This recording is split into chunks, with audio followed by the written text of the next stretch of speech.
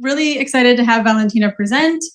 She's an associate researcher at CDAX on the primary healthcare team there. She has a master's in public health and a background in health economics and health financing. Very excited to have you back again, also for a second year. Thank you. Thank you very much, Brittany. So just a quick contextualization. This work happens within the framework of a broader project to study the quality of primary healthcare and both its effects on maternal and child health outcomes, as well as its determinants. So tomorrow, my colleague will talk about the evolution of the quality of primary healthcare over a study period. And I'm looking more at the determinants of primary healthcare quality. And this is the step before that, which is understanding our exposure and how it relates to socioeconomic deprivation in Brazil.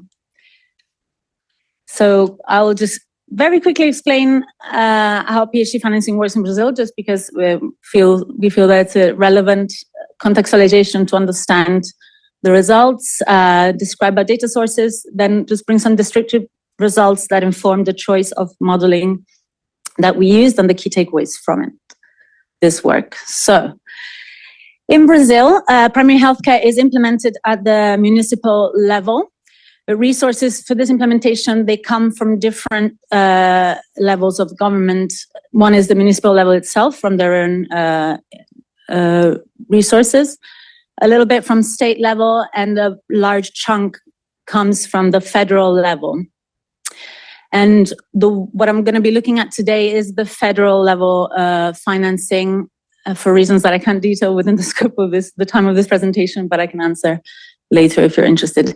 So the federal funding is divided in three main items.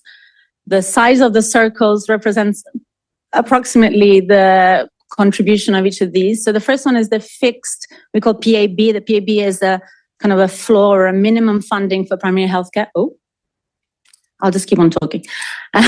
So the fixed PAB is a per capita transfer. So all municipalities across Brazil receive an amount of money based on the population size. And the variable PAB, which is the larger circle in green, is a project implementation-based transfer. So the municipalities that implement federally driven implement programs receive X amount of money for this implementation. And then that little yellow square is parliamentary amendments, and I class them as lobbying based because it's like an important facet of financing for primary healthcare. We are hoping to study it as well, but it's kind of smaller amounts, and the theory behind it is a lot harder to explain. So in this work is not really coming up. It's not part of it. We're looking at the fixed PAB and the variable PAB when we talk about the total financing for primary healthcare coming from the federal level. So as I mentioned, the fixed PAB is a population-based transfer, and the variable PAB component, which is the largest chunk of federal transfers for primary healthcare, is based upon implementing with certain criteria the programs proposed by the Ministry of Health at the federal level.